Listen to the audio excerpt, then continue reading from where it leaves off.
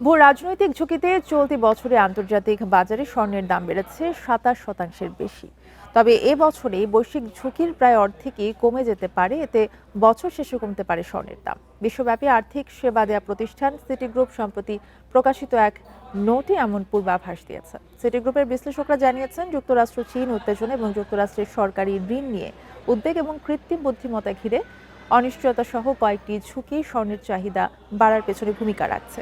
তবে এসব ঝুঁকির প্রায় অর্ধেকই চলতি বছরে বাস্তব রূপ নেবে না। একই সঙ্গে রাশিয়া ইউক্রেন যুদ্ধবিরতির ইঙ্গিত এবং ইরান ঘিরে উত্তেজনা কমার সম্ভাবনা রয়েছে। এছাড়া ২০২৬ সালের মধ্যবর্তী নির্বাচনের বছরে ট্রাম্প প্রশাসন যুক্তরাষ্ট্রে ভারসাম্যপূর্ণ অর্থনৈতিক পরিবেশের দিকে যেতে চাইবে। ফলে চলতি বছর শেষে কমে যেতে পারে স্বর্ণের দাম।